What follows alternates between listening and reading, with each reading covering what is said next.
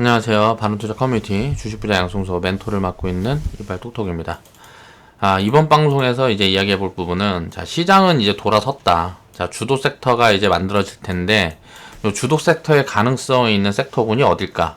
라는 부분에 대한 이야기를, 해볼 거예요. 2019년도, 11월, 4일날 월요일날 이제 제작을 했던 영상이고요. 제가 보고 있는 가장 가능성이 높은 섹터군은, OLED하고 카메라 모듈이라고, 생각을 하고 있습니다. 그래서 이쪽에 이제 포트 비중을 이제 좀 채워뒀고요. 그 다음은 이제 또 이제 이 다음을 준비하는 포트폴리오도 지금 준비를 해놨죠. 그러니까 이제 이렇게 조정 구간에 이제 준비를 해놨으면 시장이 돌아서고 갈 때 이제 달려가는 섹터군들을 어떻게 추적을 해볼 수 있을까를 생각을 해보면, 우리가 가장 확인하기 쉬운 건 숫자예요. 실적 부분들하고 이게 이제 업사이드들이 어떻게 나오고, 시총과 숫자를 비교를 해서 이게 지금 싸다 비싸다를 체크를 해봐야 된다는 거죠. OLED 쪽하고 카메라 모듈 쪽. OLED 쪽은 거의 대부분이 숫자가 안 보이는 종목들이 많아요. 카메라 모듈 쪽은 거의 전부 다 숫자가 보여집니다. 이거는 거의 뭐라 그래야 될까? 업사이드가 굉장히 좀 크게 나올 수 있는 가능성이 높다고 개인적으로 보고 있어요. 그런 부분들은 이제 자세한 부분들은 회원 방송에서 몇 주에 걸쳐서 이제 회원분들에게 말씀을 드리고, 우리는 이렇게 포트를 구축을 해놨단 말이에요. 그런 부분들이 장이 이제 본격적으로 돌아서기 시작할 때 어떻게 수익을 만들어주고, 이게 우리가 이제 2019년도에 잠깐 이제 맛봤던 이제 5G가 움직였을 때 계좌 흐름이 어떻게 달라졌었는지, 그리고 그게 이렇게 연결이 되면서 이제 계좌 흐름이 어떻게 달라지는지, 이런 부분들을 이제 체크를 하면서 보면 될 것 같습니다. 우리가 이제 투자를 할 때 보면 항상 과거를 돌아봐야 돼요. 우리가 전략을 항상 수립을 해야 되기 때문에. 투자를 어떻게 할 거냐? 간단합니다. 그러니까 조정장에 준비를 합니다. 그리고 상승장에 뭘 해야 될까요? 현금을 준비합니다. 이 현금을 준비하는 건 뭐예요? 조정장에 다시 상승장을 준비하기 위해서 이 사이클을 계속 반복해서 우리가 꾸려가는 거예요. 이렇게 관리를 해나가는 거예요. 이렇게 관리를 해나갈 때는 뭘 해야 될까요? 공부를 해야죠. 어떤 공부를 해야 될까요? 미래 모멘텀이라든가 미래에 성장할 수 있는 이런 섹터군들, 그리고 어떤 기업들이 어떻게 산업 흐름이 바뀌어 가는가, 이런 부분들을 공부를 해야 되겠죠. 그리고 또 뭘 공부를 해야 될까요? 가치. 가치에 대한 부분은, 미래 가치에 대한 거는 불확실한 부분들이 많아서 숫자보다도 업황을 체크를 하고 가야 되고요. 그 다음에 이제 가치는 이제 현재 가치를 놓고 이게 싸다 비싸다를 논할 줄 알아야 된다는 거죠. 지금 구간이 부담이 얼마나 있는 구간인가, 뭐 이런 부분들을 체크를 하면서 포트폴리오를 구축해 나가는 거죠. 그래서 오래도록 끌고 가는 거예요. 중간에 이제 버블이 입혀지면 잠깐 팔기도 하고, 또 버블이 입혀지지 않은 구간이었으면 굳이 매도 포지션을 취하지 않는 거예요. 그냥 끌고 가는 거예요. 이런 부분들에 대한 습관과 경험을 입혀드리기 위해서 꾸준히 이제 저도 이제 노력을 하고 있는 거고요. 회원분들이 그런 부분을 어느 정도 이해를 해가기 시작하면 주식 투자에 대해서 이제 눈을 뜰 거라고 생각을 합니다. 과거에 보면 2008년도 금융위기 때를 보면, 이건 미국 리스크였습니다. 리스크가 이렇게 올 때 작살이 났다가 되돌릴 때 어때요? 이 구간에 뭘 어떻게 해야 될까요? 준비를 해야 돼요. 여기에서 핵심은 뭐였을까요? FTA가 핵심이었겠죠. 미국이랑 FTA가 진행이 되면서, 이게 어떤 부분에 대해서 혜택을 줬냐. 그러니까 여기에서 가장 혜택을 많이 본 게 이제 자동차 섹터였죠. 그래서 자동차 섹터를 위주로 해서 화학 정유 섹터까지 급반등이 진행이 되는 그런 흐름들이 진행이 됐었고요. 2011년도 유럽에도 보면 이제 유럽 리스크, 2011년도하고 2013년도에 유럽 리스크가 있었는데, 한국하고 중국하고 이때 환율 조작국 지정이, 이제 미국에서 환율 조작국으로 지정을 하면서 단기 폭락이 나오고, 짧게 조정이 끝났어요. 조정이 짧게 끝났는데 조정폭은 상당히 크게 나왔던 그런 부분들이죠. 그리고 나서 어떻게 해요? 천천히 이렇게 바닥을 다지는 흐름들을 항상 이렇게 만들어 줍니다. 만들어 주고 나서 어때요? 이렇게 슈팅이 나오는데, 이때는 지수 슈팅은 없었죠. 뭔 말이에요? 여기서 보면 코스피가 소외된 이런 부분들이 있죠. 요럴 때 금융건설중에 중소형주들이 움직였어요. 중소형주들이 한 1000%씩 가고, 음식료 섹터 중에 이제 뭐 움직이고, 화장품 섹터는 거의 다 움직였고요. 자, 요런 흐름들이 지수가 안 움직일 때도 항상 주도 섹터는 존재한다. 폭락만 아니면 수익을 쌓아갈 수 있는 구간들이 무조건 만들어진다는 얘기를 하는 거예요. 그리고 나서는 어때요? 자, 2015년도에 또 이제 브렉시트. 자, 이제 신규 리스크가 나오면서 주도주가 또 바뀌는 거죠. 주도주를 항상 만들어지면 왜 주도주가 계속 바뀔까요? 이게 바뀌는 이유. 주도 섹터가 만들어지면 버블이 생겨요. 이 버블이 생기기 때문에 버블을 메워질 때까지 시간이 굉장히 오래 걸리는 경우도, 버블이 심하게 끼면 자, 굉장히 오래 걸리는 겁니다. 버블을 해소하는데. 그리고 버블이 어느 정도 끼면 자, 해소가 되면 다시 가겠죠. 그런데 해소가 되고 이제 업황이 잡히면 이제 다시 가는데 그런 부분들을 그러니까 체크를 하고 가는 거죠. 그리고 나서 어때요? 자, 2015년도 브렉시트 이후에는 자, 반도체 2차 전지가 자, 대표적으로 움직였어요. 그리고 반도체 2차 전지 움직이고 그 다음에 자, 코스닥은 2015년도에 보면 바이오가 굉장히 강하게 치고 올라왔고, 2017년도에도 자, 하반기쯤에 이제 바이오가 한 6월, 9월 달 이후로 바이오가 강하게 움직였죠. 그러면서 뭐 신라젠 같은 거. 근데 결국은 보면 어때요? 바이오 섹터는 결국 어떻게 됐어요? 자, 기업 가치가 판단이 안 되고 뭐하고 하니까 이게 움직인 게 기대감으로 움직였단 말이에요. 기대감을 항상 움직이는 건 그냥 테마예요. 그러니까 이게 버블인지 뭔지도 모르고 이게 가치가 얼마인지도 체크하기 어려운 거예요. 그러니까 어떻게 돼요? 자, 임상삼상 실패했다. 뭐 불안 요인이 작용하니까 어떻게 돼요? 자, 이게 마이너스 70%에서 90%까지 빠지잖아요. 자, 반도체가 2017년도에 상승을 하고 이게 빠질 때 거의 반도체가 중소형주는 마이너스 70% 정도씩 빠졌습니다. 삼성전자, SK 하이닉스는 이제 뭐 한 대충 한 30%, 30-40% 사이에서 조정을 마무리하고 지금 이제 되돌리는 그림이고, 이때 중소형 반도체가 70%씩 빠지니까 어때요? 저평가가 보여진단 말이에요. 싸다는 부분들이 보여진다고. 근데 어때요? 바이오 같은 경우는 90%가 빠졌는데도 싼지 비싼지를 모르겠는 거예요. 그러니까 이런 부분들을 이해를 해야 된다는 거죠. 자, 리스크를 내가 어떻게 관리를 하고 갈 거고, 그 중에 리스크가 큰 섹터고는 비중을 어느 정도 관리를 하고 가서 내 이제 계좌의 안전성들을 높일 수 있는 이런 부분들을 공부를 해야 된다는 거죠. 그래서 결국은 뭐예요? 이렇게 하락할 때 준비. 그리고 나서 또 여기 상승할 때도 준비. 자, 수익을 챙겨가면서 준비하는 거예요. 하락장을. 하락장에는 이제 상승장을 준비. 이걸 이제 반복해 갖고 가는 거죠. 자, 그리고 역사적으로 지금 보면 어때요? 이때 이게 다지던 구간이랑 이때 다지던 구간이랑 이때 다지던 구간이랑 지금 여기서 다지는 구간이 똑같단 말이에요. 그럼 이제 어떻게 될까요? 대충 2150포인트가 지금 이제 터치가 들어왔죠. 코스피가. 그럼 2300포인트 2300포인트에서 2400포인트 요 정도 구간이 오면 여기에서 이제 박스권 조정이 진행될 가능성이 높단 말이에요. 그 다음에 이제 슈팅이 나올 가능성이 높겠죠. 역사적으로 항상 그래왔어요. 자, 반등이 들어오고요. 이게 반등 구간이에요. 반등 구간.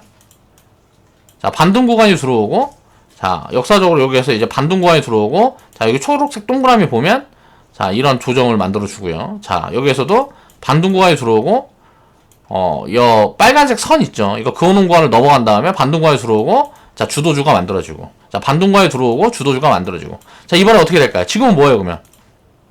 반등 구간이죠. 이 반등 구간이 2150포인트에서 2400포인트 이 사이에서 어디서 이제 단기 고점을 만든 다음에 조정 흐름이 진행되고 어떻게 돼요? 이게 슈팅이 나올 가능성이 굉장히 높다는 거예요. 그러니까 이런 부분들을 생각을 해보면 지금은 이제 굉장히 좋은 포인트에 와 있다라고 생각을 하면 되고, 과거에 보면 자, 자동차 섹터가 주도 섹터였을 때는 어때요? 자, FTA 모멘텀이 있었어요. 금융, 건설, 음식료 뭐 요런 게 움직일 때는 어떻게 됐을까요? 중소형 건설주들, 금융주들, 자, 음식료. 이 모멘텀, 화장품 모멘텀. 이게 뭐가 있었을까요? 한류가 시작된 시점에 이제 화장품이라든가 뭐 음식료, 뭐 이제 해외에 이제 우리나라에서 음식료 기업들이, 음식 관련된 기업들이 우리나라에 있다가 이제 해외 진출하고 하면서 이 한류를 타고 화장품 섹터, 음식료 섹터가 대장 흐름이 됐단 말이에요. 그러니까 산업군에 대해서는 성장이 많이 없었으니까 이 당시에는 2011년도부터 뭐 2015년, 16년도까지는 산업군에서 특별한 모멘텀들이 없었던 거예요. 그러니까 이 한류 흐름을 타고 움직이기 시작했던 거고. 그 다음에 어때요? 자, 여기에서 이제 4차 산업이 시작된 거잖아요. 반도체가 왜 주도주가 됐을까? 2차 전지가 왜 주도주가 됐을까? 자, 2차 전지는 에너지죠. 자, 환경. 자, 환경 에너지, 친환경 에너지가 움직이면서 2차 전지가 부각을 받은 거고. 그러니까 전기차가 이제 보급이 확대되고 이런 부분들이 잡히고 하면서 이 기업들이 이쪽으로 투자를 시작을 한 거죠. 반도체는 이때 왜 움직였어요? 자, 4차 산업을 준비하는 게 클라우드.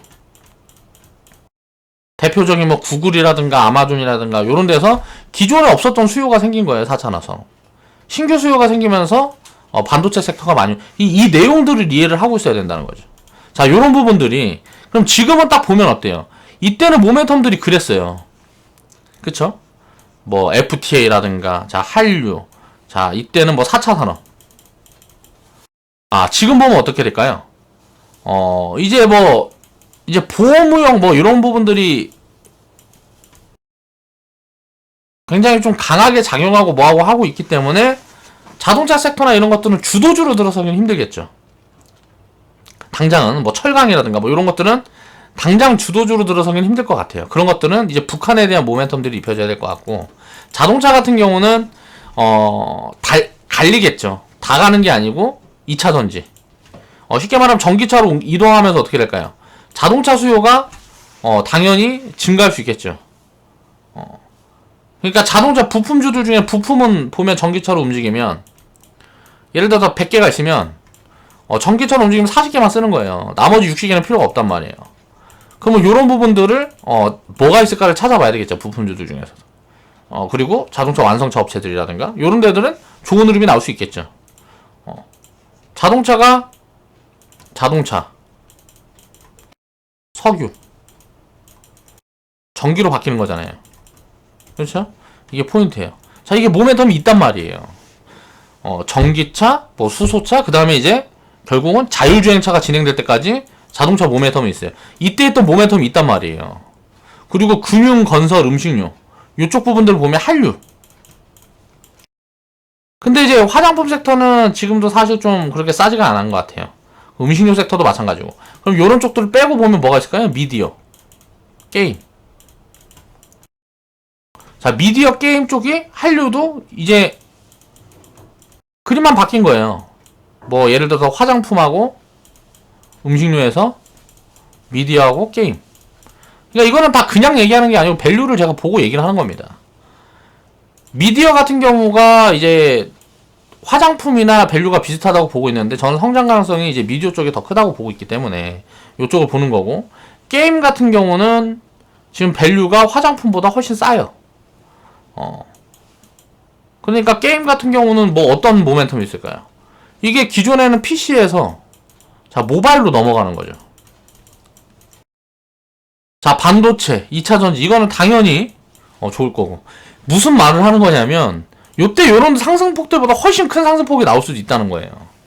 지금 장기적으로 보면 업황이 안 좋은 게 거의 찾아보기 힘들 정도로 좋은 업황을 보여주고 있는 것 같아요. 건설, 뭐 철강, 금융 요런 걸 제외하면 자, 미래 업황이 성장 섹터는 굉장히 많이 보여준다. 근데 뭐예요? 건설, 철강, 금융 섹터를 보면 굉장히 저평가예요. 엄청 싸다는 거지. 철강 섹터는 이제 이거는 업황을 좀 살펴야 되니까 그런데, 자, 금융 섹터하고 사실 건설 섹터도 이제 업황을 좀 보긴 해야 되겠죠. 근데 이제 건설 섹터, 철강 섹터 빼고 건설 섹터, 금융 섹터는 돈도 굉장히 지금 잘 벌고 있단 말이에요. 그러니까 전체적으로 보면 안 좋을 만한 게 잘 없는 그런 굉장히 좋은 구간이지 않나라고 개인적으로 생각이 들어요. 그러니까 전체적으로 비싸지 않은 성장주들은 성장주대로 비싸지 않고, 성장 섹터는 성장 섹터대로 비싸지 않고요. 그리고 가치주들은 더 이상 빠지기가 힘들 만큼 싸요. 이건 싸다. 골고루 담아서 끌고 가면 굉장히 장기적으로 좋은 구간이 올 수 있는 포인트가 지금 만들어지고 있는 것 같다 라고 개인적으로 생각을 하는 겁니다. 자, 헬스케어 쪽도 마찬가지야. 바이오가 그동안에 그냥 꿈만 먹고 갔는데 이제 바이오 쪽에서 숫자가 입혀지는 기업들이 나오고 있어요. 셀트리온 같은 기업, 대표적인 기업. 이제 뭐 한미약품이라든가 이런 기업들. 자, 밸류는 당연히 높은데 지금 뭐 셀트리온이 지금 구간에서 예를 들어서 50% 60% 빠진다 그러면 이건 부담이 없는 그런 구간이 되는 거예요. 그래서 이제 배팅을 해볼 만하다는 거예요. 지금 구간에서 30% 50%가 빠진다는 건 저는 신경을 쓰지 않아요. 이 회사가 그렇게 해서 몰락의 길로 갈 거냐를 보는 거죠.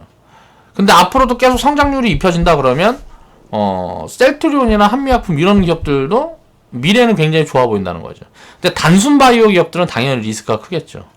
무언가 뭐 임상 실패라든가 이런 것들이 나오면 그럼 이것만 보면 어때요? 자, 제약 쪽도 장기적으로는 그렇게 나쁘지 않다. 지금 밸류가 그렇게 높지가 않다라는 생각이 많이 든다는 거예요. 그러니까 전체적으로 너무 싸다. 사고 싶은 게 너무 많다. 근데 단기적으로 보면 이제 바이오가 보면 이제 HLB가 거의 뭐 시총을 너무 많이 빨아갔어요. 그러니까 시총을 빨아간 게 아니고 거래대금을 뭐 너무 많이 빨아갔기 때문에 10월 달에 보면 외인 매수가 가장 많이 들어온 게 이제 HLB인데 코스닥 전체 거래대금의 50%가 HLB에 쏠렸어요. 이건 뭘까요? 공매도 손절이에요. 공매도 손절. 공매도 손절 물량이 이렇게 대량으로 나오면서 HLB가 급등이 나왔다는 거죠. 그러면 이거는 정상적인 급등이 아니라는 거죠. 그렇게 수급으로 인한 이제 급등이 만들어진 게 아니고 정상적인 급등이 아니기 때문에 저는 왜곡 흐름이 지금 만들어져 있다고 생각을 하고 있어요. 그래서 이 왜곡 흐름들이 어느 정도 메워지기 시작하면 진짜 주도 섹터 흐름들이 보여지기 시작할 거다. 그래서 보면 뭐가 대장이 될 거냐. 일단 OLED 카메라 모듈이 일단 단기적으로는 가장 저는 개인적으로 좋아 보입니다. 그 다음에 이제 반도체 2차 전지, 자 4차 산업 관련주들, 뭐 5G 빅데이터 등등 다 좋아 보이고요. 그리고 금융 섹터, 자 건설 섹터도 너무 싸다.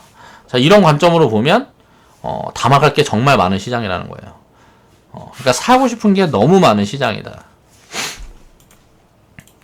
그럼 우리는 뭘 준비하면 될까요? 자 이제 반등이 나와서 2150포인트가 넘어가고 2300포인트 금방 가면 그 구간에서 자 다시 포트를 한번 정비해주는, 많이 올라가 있는 거 좀 덜고 그 다음에 아직 못 올라온 거 좀 담고 하면서 포트 정비를 한번 해주고 이제 상승장을 준비해야 되는 포인트가 오고 있지 않나 라고 생각을 하고 있습니다. 코스닥 소외 흐름에 진행될 가능성이 있다라고 보고 있는 거는 아까 이야기했던 제가 헬스케어 흐름을 추적해보니까 그런 부분들이 보여진다라는 거고요. 이거 보면 이 파란색 동그라미 구간이 저점 이탈 구간이에요. 저점을 이탈을 했던 그 시작 구간, 하락의 시작 구간을 동그라미로 이렇게 정리를 해보니까 지금 2150포인트가 넘어가면서 요 자리를 드디어 돌파한 첫사례예요. 이런 자리를 이제 돌파했던 처음 그림이란 말이에요. 그럼 이제 요 구간에서 이제 추세 전환이 만들어지려면 그러면 어때요? 대충 한 2300포인트까지 튀어오르는 구간들이 만들어져야 돼요. 근데 이제 추세가 전환이 됐다는 거는 저는 어떻게 보고 있냐면 이 저점은 바닥이다 라는 시그널을 주고 있다고 보고 있어요. 지금 이 구간을 이제 깰라 그러면 거의 뭐 금융위기 수준의 악재가 와야 되는 것 같아요. 그러니까 미국이랑 뭐 중국이랑 이제 다시 회복이 불가능한 지경으로 다시 가고, 그러니까 전쟁 리스크, 지정학적 리스크가 터져도 이 자리는 우리나라 한국 이제 한국 전쟁 리스크만 아니면 예를 들어 중동이라든가 홍콩이라든가 지금 불안한 국면을 보여주고 있는 그런 지정학적 리스크가 여기저기서 보여주고 있죠. 그런 부분들이 터져도 이 자리는 깨지 않을 가능성이 높다. 그러면 그런 리스크들이 보여지지 않으면 그냥 올라갈 가능성이 높다는 거예요. 그러니까 추세 전환 신호는 지금 요 구간에서 이제 만들어질 거다라고 보고 있는 거죠. 만들어졌다고 이미 보고 있는 거고요. 현재 시장 적정 가치는 제 판단에는 한 2300포인트에서 2400포인트 정도 생각을 하고 있습니다. 기업이익이 110조에서 120조 정도 이렇게 회복 여부를 좀 추적을 해보면서 전체 상장되어 있는 기업들의 기업이익을 이제 회복 여부들을 추적을 해보면서 이제 가치 판단을 계속 해봐야 될 것 같고요. 2020년도에는 글로벌에서 한국의 업사이드가 가장 크게 보여진다. 그러니까 오히려 뭐 아르헨티나라든가 베네수엘라 이런 데들이 뭐 회복이 되면 당연히 더 크게 나오겠죠.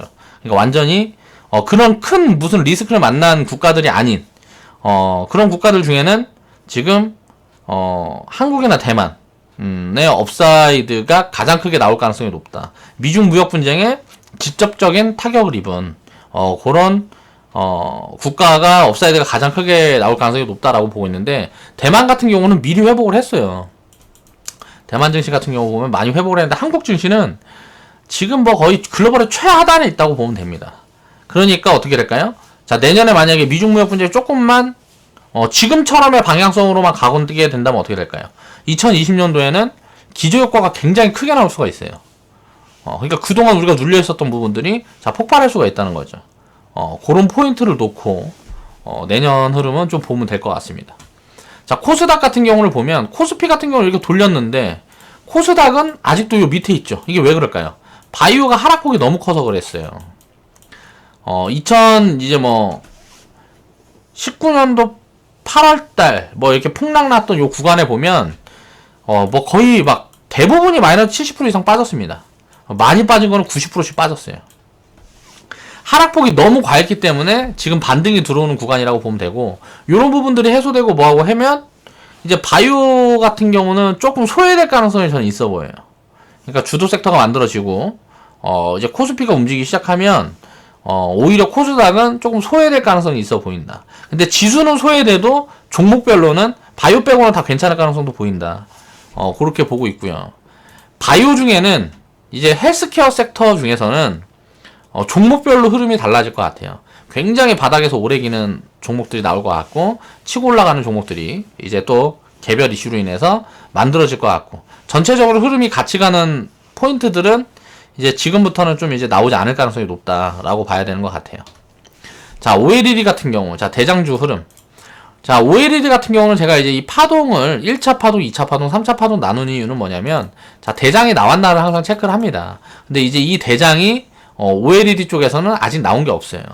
그러니까 파동이라는 거는 1차 파동이라고, 이제 1차 파동, 2차 파동, 3차 파동 이렇게 그러니까 제가 이름을 지어서 붙인 건데, 이렇게 붙이는 이유는 전체가 다 움직였냐, 이걸 기준으로 봅니다. 전체가 다 움직인 기준이 있냐. OLED 섹터군 중에서는 이제 OLED 관련주는 BH라고 있는데, 그게 이제 2015년도에서 2017년도까지 큰 폭의 상승을 만들어줬어요.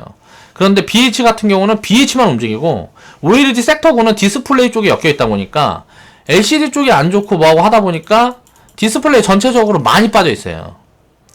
그런데 이제 전체적으로 움직일 수 있는 모멘텀들이 만들어지고 있고, 숫자가 보이는 기업들이 하나둘씩 보여주고 있어요.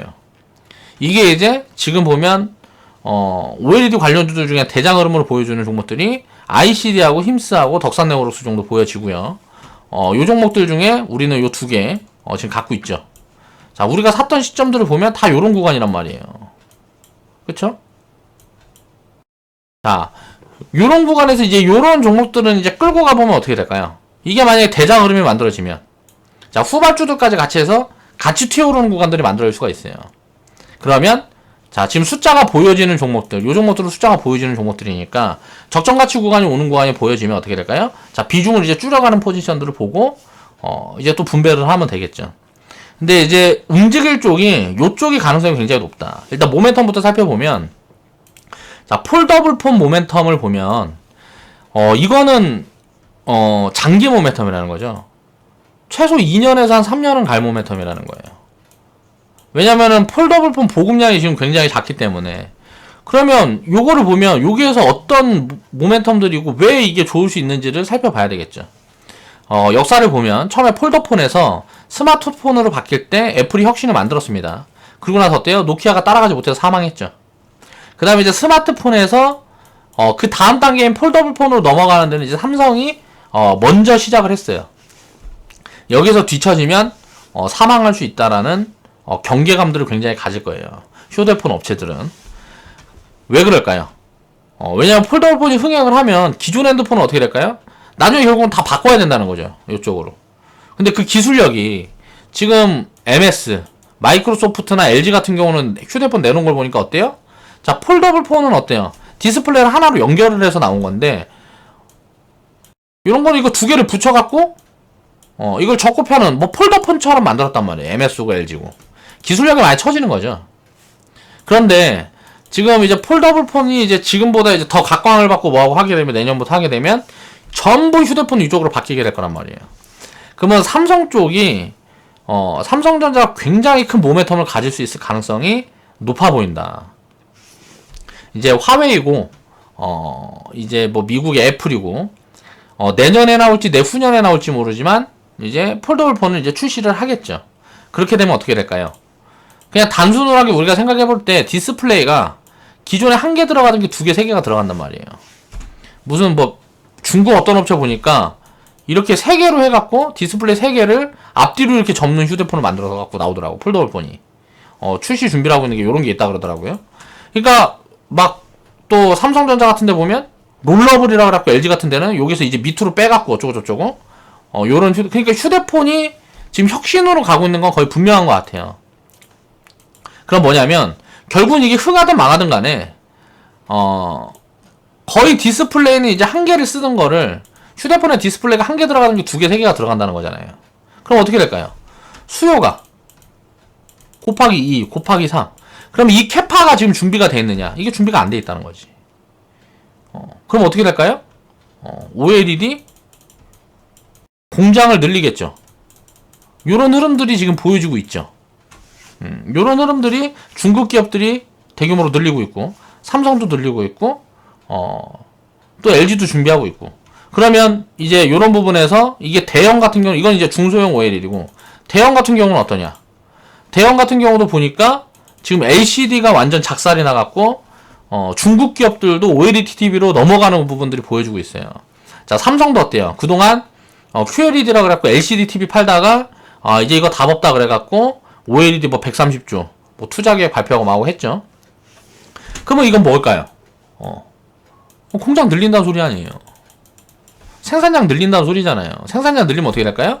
자, OLED 장비주들이 먼저 실적들이 잡히고 수주가 막 폭증하고 하겠죠. 자, 이 수주가 들어서고 하는 것들이 보여진다 지금. 그럼 이게 이제 숫자로 바뀌는 구간에 업사이드가 얼마나 나올지는 지켜봐야 되겠죠. 그렇지만 지금 구간에서는 상승 여력이 굉장히 많이 있다라고 볼 수가 있는 거죠. 자, 자율주행 서비스가 이제 또 시작이 점점 되고 있습니다. 이게 디스플레이가 자율주행이 2025년에 나온다, 언제 나온다 막 하고 있는데, 지금 보면 고급 차종에서는 자율주행 서비스가, 부분 자율주행 서비스가 이미 진행이 되고 있단 말이에요. 요런데 이미 들어가고 있어요, 디스플레이가. 이 수요가 이미 지금 증가가 되고 있다. 그러면 휴대폰 쪽에서 수요가 증가하고 자동차 쪽에서 디스플레이 수요가 증가하는데, 자동차용 디스플레이는 LCD를 사용을 못하고 이게 뭐 빛 전달인가 뭔가 이런 것 때문에 무조건 OLED를 써야 된다 그러더라고. 그럼 어떻게 될까요? OLED 수요가 늘어나는 거잖아요. 휴대폰에서 늘어나고 그러면은 우리가 그냥 단순 딱 생각해보면, 자, 이만큼 생산량을 맞출 수 있을 준비가 지금 돼 있냐, 글로벌리하게. 이게 안 돼 있다 라고 판단이 되면 OLED 쪽은 굉장히 좋게 볼 수가 있는 거죠. 삼성에서 이제 투자 계획을 이제 발표를 했고, 중국 기업들도 대규모 투자가 시작이 되고 있다. 이제 가치 판단을 해서 이제 골고루 보고, 자, 골라 담아 놓으면 좋은 포인트가 될 것 같다라는 말씀을 드리는 거고요. 자, 카메라 모듈도 마찬가지예요. 대장주 흐름을 보면 지금 이제 카메라 모듈 같은 경우는 한 2차 파동이 조금 시작이 되는 것 같아요. 그러니까 숫자가 거의 전체적으로 다 보여집니다. OLED는 지금 대장 흐름이 보여지는 종목들만 숫자가 보여주고 있는데, 카메라 모듈 같은 경우는 숫자가 다 보여줘요. 그리고 막 어닝 서프라이즈 계속 나오고 있고, 업사이드가 굉장히 큰 폭으로 진행될 가능성이 높아 보인다. 일단 대표적으로 처음 움직였던 게 이제 파워로직스, MC넥스 정도 있었어요. 이제 뭐 파트론까지 있었는데, 파트론 우리가 안 갖고 있었으니까 갖고 있었던 걸로만 보고 보면, 이제 뭐 파워로직스는 이제 뭐 4,000-5,000원대 이제 우리가 처음에 이제 편입을 했었던 구간이고, MC넥스는 10,000원, 13,000원에 편입을 했었던 구간이에요. 근데 지금 보면 제가 판단하는 적정 가치가 MC넥스가 한 5만원 정도 보여진단 말이에요. 파트론도 파워로직스도 한 2만원 정도 보여줘요. 그럼 지금 구간에서 상승률이 굉장히 많이 남아있다 라고 보여주면 어때요? 후발주들이 또 이제 올라올 수 있는데, 자, 캠시스하고 액트로가 지금 이제 후발주로 올라오고 있는 구간이에요. 액트로하고 캠시스도 우리가 편입 시점을 보면 요런 구간에서 제가 계속 이제 사인을 드렸었단 말이에요. 근데 보면 어때요? 처음에 움직일 때는, 자, 파워로직스하고 MC넥스가 먼저 이렇게 세게 움직였는데, 이때는 이제 상승폭이 더 약했단 말이죠. 오히려 뒤로 갔어요. 요 구간에서 오히려 뒤로 갔죠. 그리고 움직일 때 같이 움직이다가 지금은 어때요? 힘이 후발주들이 더 강하다고. 그래서 2차 파동인 거예요. 자, 대장주들이 파워로직스하고 MC넥스였는데, 자, 후발주가 대장으로 바뀐 거죠. 이걸 이제 순환매 흐름을 이야기를 하는 거예요. 저는 그래서 이런 순환매 흐름이 섹터 내에서 나오면, 자, 2차 파동이 진행되고 있다. 라고 말씀을 드립니다. 그러니까 이렇게 이름을 붙여서 이야기를 해요. 자, OLED와 모멘텀은 동일합니다. 폴더블 쪽에서 어때요? 자, 카메라가 기존에 한 개 들어가던 게 두 개, 세 개로 늘었는데 이게 이제 뭐야? 폴더블 폰으로 들어서면서 카메라를 5개, 6개로 늘어났다는 거예요. 카메라를 5개, 6개를 사용을 한다는 거지. 그럼 어떻게 될까요? 당연히 수요가 늘어나는 거잖아요. 그리고 자동차용, 아까 이야기했던 자동차용 모듈이 이제 슬슬 뭐라 그래야 되지? 수요가 만들어지고 있다. 이런 부분들을 보면 굉장히 업사이드가 크게 장기적으로 나올 수 있는 가능성이 높은 섹터군이다. 라고 볼 수 있는 거고, 아까 1차 파동 마무리 후에 이제 MC넥스, 파워로직스가 많이 올라갔다가 요 조정이 나오는 흐름이 진행이 된 다음에 어때요? 한개 조정을 받고 다시 이제 움직일 때 흐름이 바뀌었다. 자, 캠시스하고 액트로가 MC넥스랑 파워로직스보다 강하다. 이건 뭔 말이에요? 자, 2차 파동이 지금 진행 중이다. 라고 말씀을 드리는 거고요. 자, 1차 파동 흐름은 파워로직스, MC넥스, 파트론. 그리고 2차 파동 흐름은 자, 캠시스, 액트로. 자, 현재까지 대장 흐름. 이거는 이제 진행 중에 실적 발표하고 또 수주라든가 뭐 여러 가지 요인들로 인해서 중간에 또 바뀔 수도 있겠죠. 자, 이거를 5G로 놓고 보면 우리가 투자해갖고 수익을 냈던 5G로 놓고 보면 어때요? 자, KMW. 그리고 RFHIC. 그리고 대한광통신. 이게 1차 파동 대장이었단 말이에요. 그리고 2차 파동이 뭐였어요? 오이솔루션. 자, 유비쿼스 홀딩스. 자, 이게 5G 1차 파동, 2차 파동이었단 말이에요. 1차 파동에서 움직였던 종목들보다 오이솔루션, 유비쿼스 홀딩스가 더 강하게 치고 오는 흐름하고 똑같다는 거죠. 그러니까 산업 사이클이 이렇게 돌 때 실적이 입혀지는 구간들에 이렇게 주가가 움직이는 포인트가 다 다르다는 거예요. 그러면은 이게 지금 어떤 게 많이 올라가고 어떤 게 지금 실적을 많이 내고 이런 부분들을 눈으로 확인할 수가 없단 말이지. 그럼 어떻게 해요?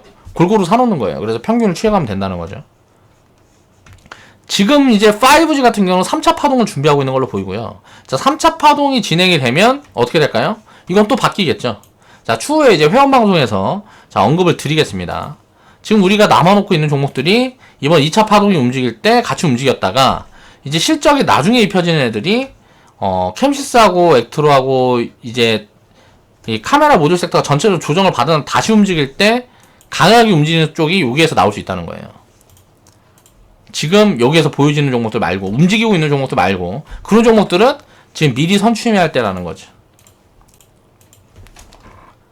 자, 2017년도에 반도체 바이오에서 고점에 물린 분들은 평균 수익률이 지금 반도체 같은 경우는 한 마이너스 30% 이상 될 거고요. 계좌 수익률이. 바이오에 물린 사람들은 기본 마이너스 50% 이상 될 거라는 거예요. 계좌 수익률들이. 나 우리 계좌 수익률은 어떠냐고요. 자, 신나님이 가입했던 시점이 17년도 5월이에요. 육대장님 가입했던 시점이 언제야 이게? 18년도 7월인가? 뭐 이렇게 돼요. 그럼 계좌 수익률들을 보면 자, 진입시점이 지금 어때요? 주가 비치가 여기보다 밑에 있잖아요. 자, 10월달 폭락 두들겨 맞았고 8월달 폭락을 두들겨 맞았는데 자, 회복이 어때요? 처음에 시작했던 시점보다 지금 회복이 절반밖에 안 왔잖아요. 절반이 안 났는데 계좌는 플러스잖아. 이런 부분들을 이해를 해야 된다는 거예요. 지금 회원분들 평균 수익률을 수익 스토리를 통해서 보니까 한 5%에서 10% 정도 되는 것 같아요. 평균 수익률들이. 좀 많이 나오는 분들은 가끔 20%짜리 이제 20%씩 수익 난 분들이 보이는 것 같은데 이건 이제 뭐 트레이딩 계좌니까 이제 빼놓고 보면 평균 플러스 5% 10% 그리고 가입 시기에 따라서 또 이제 포트 정비에서 조금 더디게 운용을 하시는 분들은 마이너스 10%까지도 마이너스 10%인 분은 없는 것 같고 마이너스 한 5% 정도 회원분들도 한두 번 보이는 것 같아요. 그리고 평균 이제 플러스 5% 10% 구간이다. 그럼 뭔 말일까요? 방어를 굉장히 잘했다는 거예요. 이게 이제 상승장으로 돌아서면 어떻게 될까요? 지금 계좌 수익률이 마이너스 30% 마이너스 50% 되는 분들은 이게 상승장으로 돌아가면 어떻게 될까요? 그냥 본전이나 하면 다행이에요. 근데 이렇게 준비를 잘 해놓으면 어떻게 될까요? 그럼 지금 산 거나 똑같은 거잖아.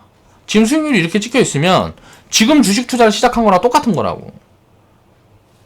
이런 부분들을 이해를 해야 된다는 거죠. 그러니까 시간 가치가 항상 입혀진다는 거예요. 우리는 왜 이런 결과들이 어떻게 만들어질 수 있을까를 생각을 해봐야 된다는 거죠. 자, 상장 기업들이 2,000개라고 쳐요. 자, 우리가 하는 거는 이 중에서 상위 20%만 뽑아보자. 이게 목표예요, 목표.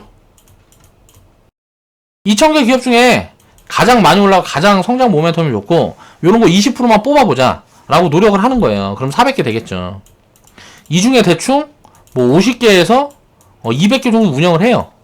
종목을 운영을 해서 장기적으로 끌고 가는 거예요. 자, 20%까지는 못한다 그래도 3, 40%는 충분히 뽑아낼 수 있다는 거죠. 많이 올라가는 종목들 중에서 3, 40%는 내 포트폴리오에 충분히 가지고 있을 수 있다는 거예요. 그러니까 테마주들만 막 흥할 때, 그럴 때는 어쩔 수 없어요. 그건 소외가 되는 거고, 그게 아니고 진짜 가치를 따라서 움직이는 그런 기업들, 원래 그게 정상이니까. 주가라는 거는 항상 결국 가치랑 연동이 되는 거니까 이게 언젠가는 맞춰진다는 거예요. 이 근거가 있는 것들을 포트폴리오에 차곡차곡 구축을 해서 장기적으로 끌고 가면 질 수가 없다는 거예요. 이런 부분들을 이해를 해가야 된다는 거죠. 아직 수익이 크게 날 시기가 안 왔을 뿐이라는 거죠. 잘 견뎠기 때문에 장이 돌아서면 분명히 좋은 결과물들이 만들어집니다. 그런 결과물들이 만들어졌을 때 또 저는 영상으로 그런 부분들 이야기를 해보겠죠. 그 데이터를 가지고 또 이야기를 해보겠죠. 이야기가 길어졌는데 이제 시장은 돌아서는 흐름으로 가고 있는 것 같아요. 지금부터 이제 나오는 조정은 이건 신경 쓸 필요가 저는 없다고 보고 있습니다. 그러니까 큰 리스크가 나와서 만약에 저점을 이탈할 리스크가 나오려 그러면 북한이랑 만약에 한국이랑 맞짱을 뜨든가 아니면 지금 미중 무역 분쟁이 다시 격화돼 가지고 관세 뭐 추가 관세하고 둘 다 이제 전 세계 글로벌 금융위기로 가든가 뭐 극단적인 구간들밖에 없는데 그런 구간들이 나오지 않으면 자, 바닥은 잡혔다는 거예요. 그럼 그런 구간들만 나오지 않고 바닥에 잡히면 어떻게 될까요? 조정은 이제 두려워할 필요가 없는 거죠. 이건 제한된 조정이니까. 그 다음에 이제 움직이기 시작했을 때 어때요? 자, 수익폭이 크게 나올 수 있는 그런 포인트들이 자꾸 눈에 보인다. 지금부터는 이제 진짜 많이 갈 수 있는 수익률 게임이 진행되는 장이 시작이 될 거다. 그래서 이제 2018년도 2월부터 19년도 8월까지 정말 긴 조정 흐름이 진행이 됐어요. 거의 1년 6개월. 그러니까 거의 18개월. 거의 1년 반에 가까운 이제 조정 기간이 진행이 됐는데 이 조정 기간만큼만 이제 만약에 이 절반만 상승장으로 전환이 되면 어떻게 될까요? 계좌 수익률들은 폭발하는 구간들이 다 나올 거라는 거예요. 그러니까 이 구간을 다 견뎌낸 분들이기 때문에 지금 방송을 보고 계시는 분들이나 지금 우리 회원분들은 그런 부분들이 진짜 그렇게 되는지 안 되는지 경험을 해보자고요. 자, 오늘 방송은 여기서 마무리하겠습니다.